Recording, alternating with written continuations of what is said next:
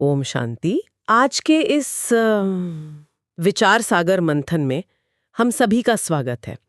आज हम एक बहुत ही दिलचस्प और काफी गहरे विषय की परतों को खोलने वाले हैं। ओम शांति। बिल्कुल। और मुझे लगता है कि आज की चर्चा बहुत ही व्यवहारिक होने वाली है। हाँ, क्योंकि आज हमारे पास जो स्रोत है वो है 8 मार्च 2026 की मधुबन से आई हुई शिव बाबा की मुरली। तो इस डीप डाइव का हमारा मुख्य उद्देश्य बहुत ही स्पष्ट है। जी। इस मुरली के भीतर जो कॉन्सेप्ट्स दिए गए हैं ना, विशेष रूप से जो वरदान, धारणा और स्लोगन है, उन्हें हमें सिर्फ एक थ्योरी के रूप में नहीं देखना है, बल्कि ये समझना है कि इन विचारों को एक प्रैक्टिकल जीवन शैली में कैसे उतारा जाए। सही कहा। मतलब ये जो टेक्स्ट है ये सिर्फ आध्यात्मिक नियमों की बात नहीं करता। अगर हम ध्यान से देखें तो ये ह्यूमन साइकोलॉजी और माइंडसेट मैनेजमेंट का एक बहुत ही शानदार फ्रेमवर्क सामने रखता है। बिल्कुल। तो चलिए इस विषय की परतों को खोलते हैं। अगर हम आज की इस मुरली को एक बड़े नजरिए से देखें, तो इसका मुख्य थीम क्या है? इसका मुख्य विषय है 40 वर्ष की अव्यक्त पालना का रिटर्न। अब देखिए, ये सिर्फ एक आध्यात्मिक माइलस्टोन नहीं है। यहाँ जिस रिटर्न की बात हो रही है ना, वो कोई भौतिक चीज नहीं है। हाँ, कोई वस्तु नहीं है। बिल्कुल। बल्कि ये व्यक्ति के अपने जो जीरो और हीरो बनने की एक बहुत ही स्पष्ट रूपरेखा है। ये टेक्स्ट इस बात पर जोर देता है कि इतने लंबे समय तक जो निस्वार्थ प्रेम, ज्ञान और जो पालना मिली है, उसका असली प्रमाण कहाँ दिखना चाहिए? हमारे कर्मों में। एकदम सही। व्यक्ति के अपने कर्मों में, उसकी मानसिक स्थिति में और दुनिया के प्रति उसके नजरिए में वो रिफ्लेक्ट होना चाहिए। और मुझे लगता है कि इस नजरिए को समझने के लिए हमें शुरुआत उस बहुत ही जो एक विजुअल और सिंबॉलिक दृश्य है उससे करनी चाहिए, जिसका वर्णन बाबा ने मुरली के बिल्कुल आरंभ में किया है। वो अमृत वेले का दृश्य? हाँ, वो अमृत वेले का दृश्य। टेक्स्ट में बताया गया है कि अमृत वेले चारों ओर से बच्चे स्नेह की मालाएं पहना रहे थे। और यहाँ जो सबसे दिलचस्प बात है वो ये कि 3 अलग-अलग प्रकार के मालाओं का जिक्र किया गया है। जी, वो 3 मालाएं बहुत ही गहरा अर्थ रखती हैं। बिल्कुल। पहली माला थी बाप समान बनने के उमंग उत्साह की। दूसरी उन बंधेली गोपिकाओं के अति अमूल्य आंसुओं की माला जो मोती के समान चमक रहे थे। और तीसरी कुछ बच्चों के मीठे उलाहनों की माला। मीठे उलाने, हाँ। हाँ, अगर हम इस सिंबोलिज्म को डिकोड करें तो मैं सोच रही थी कि ये मानव मन की अलग-अलग भावनाओं का कितना सुंदर चित्रण है। उत्साह है, विरह के आंसू हैं और एक अपनेपन से भरा हुआ उलाहना भी है। और यहाँ जो सबसे पावरफुल बात उभर कर आती है वो ये है कि इन सभी भावनाओं को पूरी तरह से स्वीकार किया गया है। रिजेक्ट नहीं किया गया। बिल्कुल नहीं। मुरली में आगे बताया गया है कि इन मालाओं को स्वीकार करने के बाद बाबा ने अपना विराट रूप धारण किया और सभी बच्चों को अपनी बाहों में समा लिया। वाओ! अपनी सर्व विल पावर्स यानी अपनी सभी शक्तियां बच्चों को विल कर दी। विल कर दी यानी एक वसीयत की तरह। हाँ, बिल्कुल एक वसीयत की तरह। अगर हम इसे बड़े चित्र से जोड़ें तो ये एक प्रकार का आध्यात्मिक और मानसिक उत्तराधिकार है। मतलब जब किसी को ये महसूस होता है कि उसे एक सर्वोच्च सत्ता से सारी शक्तियां एक अधिकार के रूप में मिल गई हैं, तो उसका माइंडसेट कैसा होगा? वो एक मांगने वाले व्यक्ति से बदलकर एक केयरटेकर या अधिकारी का हो जाएगा। एकदम सही। और ये अधिकारीपन की भावना इंसान के अंदर के सारे डर को खत्म कर देती है। ये सच में एक बहुत ही शक्तिशाली पैराडाइम शिफ्ट है। मतलब अधिकारीपन की भावना इंसान को सेल्फ डाउट से पूरी तरह बाहर निकाल देती है। और इसी संदर्भ में ना मुरली में स्नेह या प्यार की ताकत को समझाने के लिए एक बहुत ही बेहतरीन एनालॉजी का उपयोग किया गया है। वो पहाड़ और रुई वाली एनालॉजी। हाँ, बाबा ने मुरली में कहा कि स्नेह की शक्ति पहाड़ जैसी बड़ी समस्या को भी रुई या पानी की तरह हल्का बना देती है। क्या बात है। असल जिंदगी में हम अक्सर अपनी समस्याओं को पहाड़ मान लेते हैं और फिर उसके सामने खड़े हो जाते हैं, जिससे वो और भी डरावनी लगने लगती हैं। बिल्कुल, वो हम पर हावी हो जाती हैं। लेकिन ये टेक्स्ट कहता है कि स्नेह का दृष्टिकोण उस समस्या के घनत्व को, उसकी डेंसिटी को कम कर देता है। इस पर ना गहराई से विचार करने की आवश्यकता है। इसे समझने के लिए हमें उस खुदा दोस्त वाले कॉन्सेप्ट को देखना होगा जो मुरली में आया है। वो कॉन्सेप्ट मुझे बहुत पसंद आया। है ना? मुरली में ज्ञान को एक बीज की तरह बताया गया है। अब देखिए, बीज में पेड़ बनने की पूरी क्षमता तो है, लेकिन क्या बिना पानी के वो बीज कभी फल दे सकता है? नहीं, बिल्कुल नहीं दे सकता। बस यही बात है। ज्ञान के बीज में प्राप्ति का फल तभी आता है जब उसमें प्रेम का पानी दिया जाए, जब कोई भगवान को खुदा दोस्त यानी एक सच्चा मित्र मान लेता है तो एक बहुत बड़ा साइकोलॉजिकल बदलाव आता है। एक तरह का इंटरनल शिफ्ट। हाँ, क्योंकि किसी नियम का पालन करना अगर एक ड्यूटी लगे या एक तपस्या लगे तो वो बहुत भारी लगता है, इंसान थक जाता है। हाँ, वो बोझ लगने लगता है एक समय के बाद। लेकिन जब वही काम एक दोस्त के लिए प्यार से किया जाए तो मेहनत मोहब्बत में बदल जाती है। जो मोटिवेशन पहले एक्सटर्नल था वो अब पूरी तरह से इंटरनल हो जाता है। बिल्कुल। और जब इंटरनल मोटिवेशन काम करता है ना, तो इंसान को याद रखने के लिए संघर्ष नहीं करना पड़ता, बल्कि भूलना मुश्किल हो जाता है। सही कहा। अब इस स्नेह और पालना वाले हिस्से से थोड़ा आगे बढ़ते हैं और उस रिटर्न वाले कॉन्सेप्ट पर आते हैं जिसका जिक्र हमने शुरुआत में किया था। जी। मुरली में एक बहुत ही इंटरेस्टिंग डेटा पॉइंट शेयर किया गया है। उसमें कहा गया है कि बाप समान बनने के होमवर्क में 75% बच्चों का रिजल्ट बहुत अच्छा रहा। 75%, जो कि एक बहुत अच्छा नंबर है। बहुत अच्छा है, लेकिन इसके बाद जो अपेक्षा रखी गई है वो बहुत गहरी है। रिटर्न में क्या चाहिए? अपनी जीरो यानी आत्मा की स्मृति और हीरो यानी महान पाठ बजाने का संकल्प। जीरो और हीरो। हाँ, जीरो और हीरो का ये फ्रेमवर्क अपने आप में एक पूरा फिलोसॉफिकल कॉन्सेप्ट लगता है मुझे। अगर हम इस जीरो और हीरो के कॉन्सेप्ट का थोड़ा और विश्लेषण करें तो ये आइडेंटिटी मैनेजमेंट का एक बेहतरीन टूल है। आइडेंटिटी मैनेजमेंट, वो कैसे? देखिए, जीरो का अर्थ है वो बिंदु रूपी आत्मा जो हमारी सबसे मूल, ईगोलेस और शांत स्थिति है, जहाँ कोई बाहरी पहचान नहीं होती। बिल्कुल। जब इंसान जीरो स्थिति में होता है तो वो बाहरी दुनिया के सारे लेबल से मुक्त होता है। उसे कोई फर्क नहीं पड़ता कि लोग उसे क्या कह रहे हैं। और हीरो का अर्थ क्या हुआ फिर? हीरो का अर्थ है इस विश्व नाटक में एक श्रेष्ठ और सक्रिय भूमिका निभाना, एक एक्टिव रोल प्ले करना। अक्सर लोग अपने हीरो पार्ट में इतने उलझ जाते हैं कि वे तनाव में आ जाते हैं।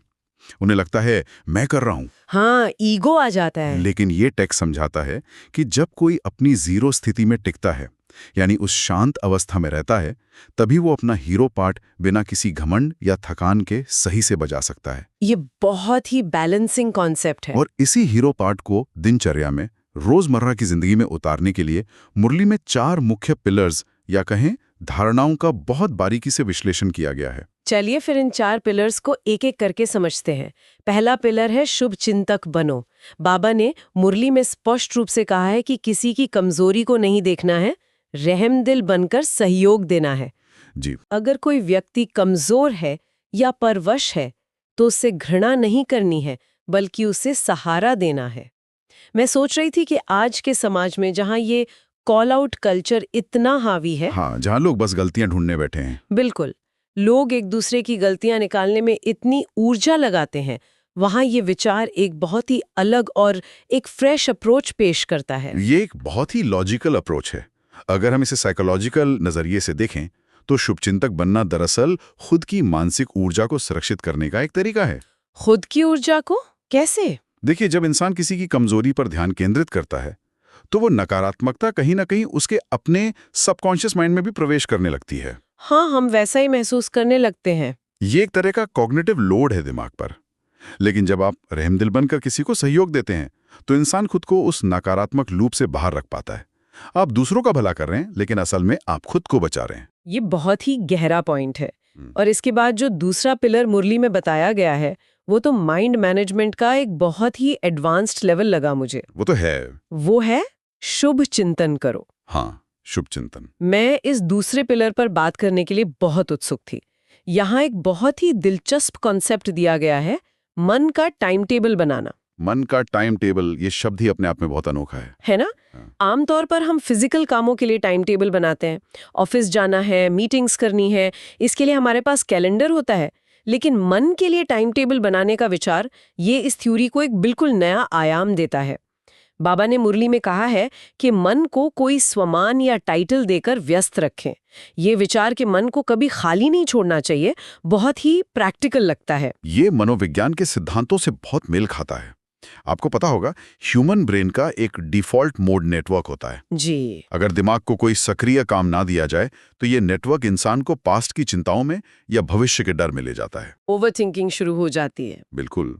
अक्सर मानसिक ऊर्जा व्यर्थ संकल्पों में बह जाती है क्योंकि मन को कोई स्पष्ट निर्देश नहीं मिला होता कि उसे क्या सोचना है। तो मुरली यहाँ एक सोल्यूशन दे रही है। हाँ, मुरली यहाँ सिखा रही है कि अगर सुबह उठते ही मन को एक श्रेष्ठ स्वमान दे दिया जाए, जैसे मैं विश्व परिवर्तक हूं, और बार बार उसे रिवाइज किया जाए, तो मन उस कंस्ट्रक्टिव विचार में बिजी रहता है। और जब मन बिजी है तो नेगेटिव थॉट्स के लिए स्पेस ही नहीं बचता। सही कहा। ये चेक करो और चेंज करो कि उस लंबी मेहनत को खत्म कर देता है, जहां इंसान बार बार गिरता है और फिर उठता है। आप बस मन को अच्छे काम में लगा दीजिए। ये सच में एक बहुत ही प्रोएक्टिव अप्रोच है। अब हम तीसरे पिलर की ओर बढ़ते हैं, जो है शुभ वृत्ति। मुरली में बताया गया है कि अशुभ वृत्ति पूरे वायुमंडल को दूषित कर देती है। वृत्ति यानी हमारा एटीट्यूड। हाँ, हमारा नजरिया या इंटेंशन, ये एक ऐसा पहलू है जो शब्दों से परे काम करता है।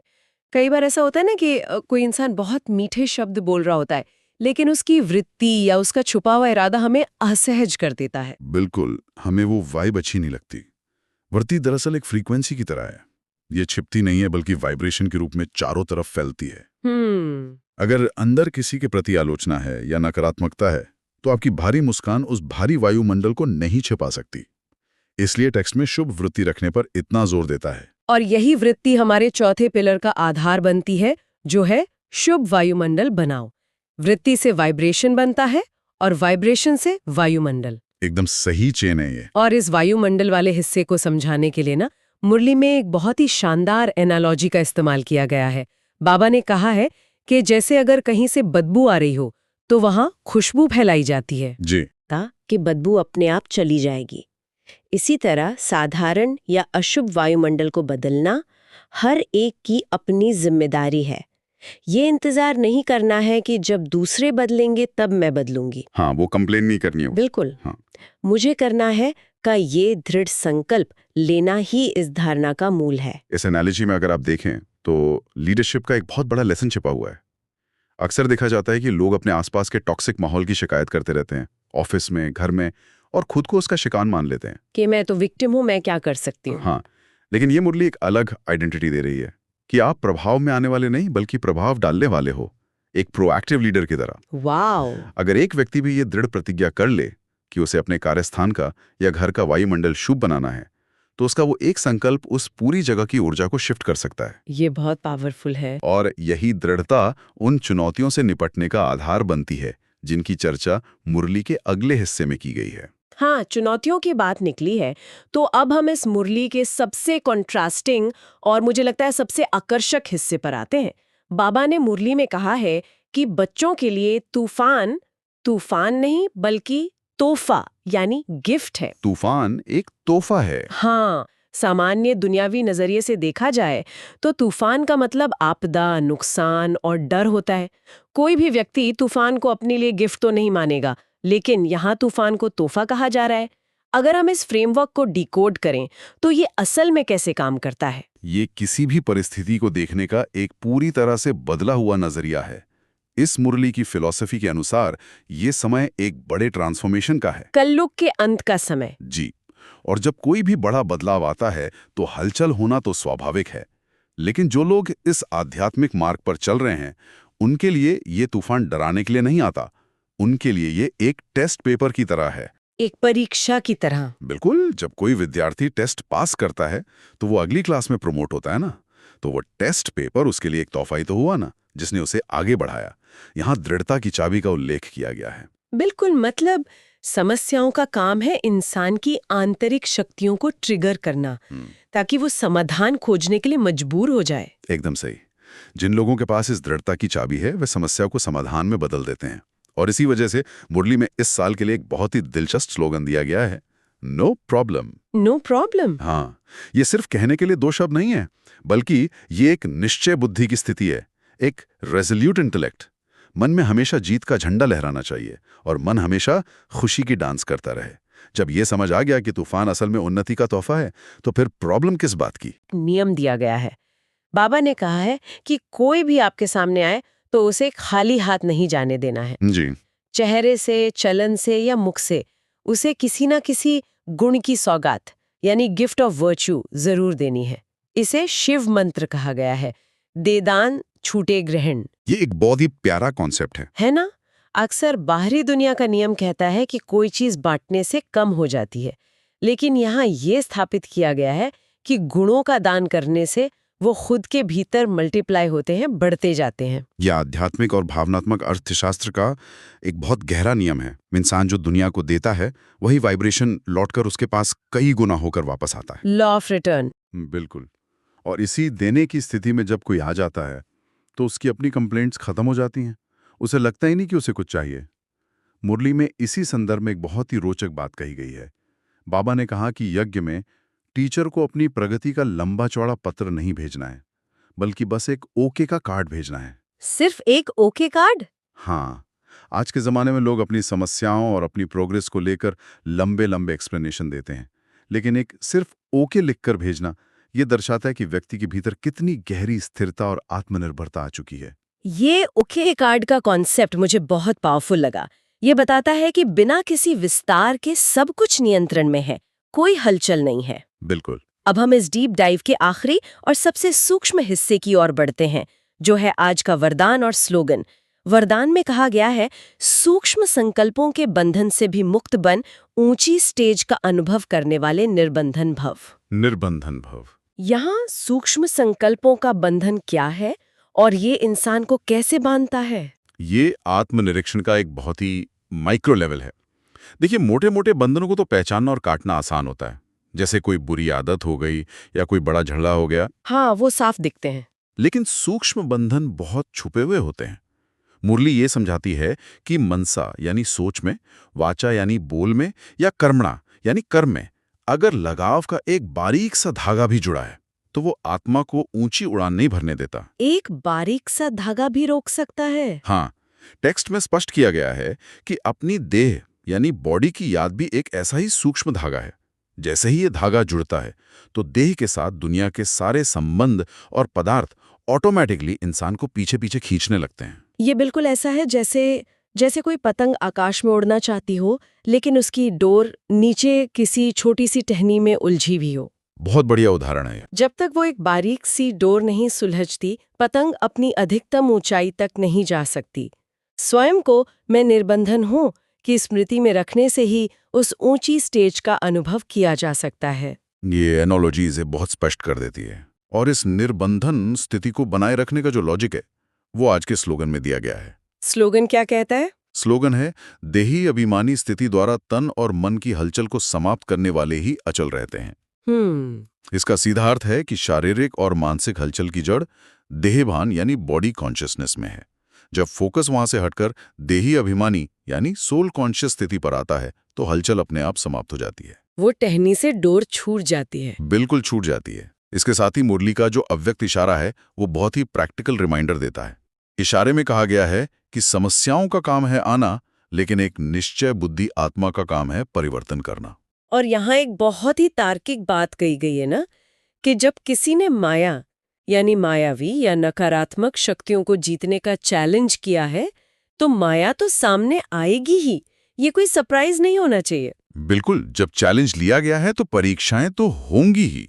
इसलिए मुरली ये माइंडसेट देती है कि इस विरोध को नथिंग न्यू यानी इसमें कुछ नया नहीं है, यह समझकर बेफिक्र बादशाह की तरह पार करना है। घबराना नहीं है, क्योंकि ये प्रक्रिया का ही एक हिस्सा है। एकदम सही। तो अगर आज के इस पूरे विचार सागर मंथन के सभी कॉन्सेप्ट्स को एक सूत्र में पिरोएं तो ये पूरा टेक्स्ट एक बहुत ही स्ट्रक्चर्ड जीवन शैली का प्रस्ताव रखता है। शुरुआत होती है स्नेह से, खुदा को दोस्त बनाने से, ताकि मेहनत मोहब्बत में बदल जाए जी। फिर अपनी मानसिक ऊर्जा को बचाने के लिए मन का टाइम टेबल सेट करना और शुभ स्वमान में रहना जी। इसके बाद अपनी शुभ वृत्ति से आसपास के वायुमंडल को बदलना, तूफान जैसी चुनौतियों को अपनी उन्नति का तोहफा मानना और हमेशा नो प्रॉब्लम की स्थिति में रहना। और सबसे महत्वपूर्ण, हाँ, सबसे महत्वपूर्ण, हर परिस्थिति में खुद को निर्बंधन महसूस करते हुए हर किसी को सिर्फ गुणों की सौगात देना। ये सारांश पूरे टेक्स्ट के एसेंस को बहुत अच्छी तरह से सामने लाता है। मेरा मानना है कि ये सिर्फ विचार नहीं है, बल्कि ये एक पूरा इकोसिस्टम है जो इंसान को बाहरी प्रभावों से मुक्त करके उसे भीतर से शक्तिशाली बनाता है। बिल्कुल, और इसी के साथ समय हो गया है आज के इस डीप डाइव को यहीं विराम देने का। लेकिन हमेशा की तरह जाने से पहले हम एक विचार मंथन करने वाला सवाल छोड़कर जाना चाहेंगे हमारे श्रोताओं के लिए। जी। आज जो भी हमने गुणों की सौगात देने के कॉन्सेप्ट पर चर्चा की है, उस पर आधारित एक विचार है मेरे मन में। बताइए।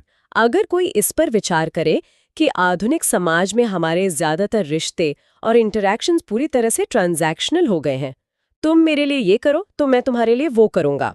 जरा सोचिए, अगर हम अपनी रोजमर्रा की जिंदगी के हर छोटे बड़े इंटरैक्शन में इस गुणों की सौगात वाले कॉन्सेप्ट को अप्लाई कर दें। बिना किसी एक्सपेक्टेशन के। हाँ, अगर हम किसी से कुछ एक्सपेक्ट करने के बजाय उस ट्रांजैक्शन में सक्रिय रूप से किसी एक गुण जैसे धैर्य, शांति या सम्मान को इंजेक्ट कर दें, तो क्या ये हमारे आसपास के समाज के पूरे बिहेवियरल लूप को हमेशा के लिए नहीं बदल देगा? ये तो एक चेन रिएक्शन शुरू कर देगा। बिल्कुल। क्या एक तरफा देने का ये नियम हमारी दुनिया के काम करने के तरीके को पूरी तरह से रिवायर नहीं कर सकता? क्या उस तूफान में हमें अपनी ही जीत का तोहफा नजर नहीं आने लगेगा? ये सोचने के लिए सच में एक बहुत ही बेहतरीन और गहरा विचार है। रोजमर्रा के ट्रांजैक्शनल रिश्तों को गुणों की सौगात से रिप्लेस करना सच में एक क्रांति ला सकता है। हम सभी को इस विचार पर जरूर मनन करना चाहिए। जी बिल्कुल करना चाहिए। आज के इस विचार सागर मंथन में बस इतना ही। शिव बाबा की इस मुरली की गहराइयों ने यकीनन हमारे सामने कई नए नजरिए रखे हैं। फिर मिलेंगे एक नए विषय और एक नई गहराई के साथ। ओम शांति। ओम शांति।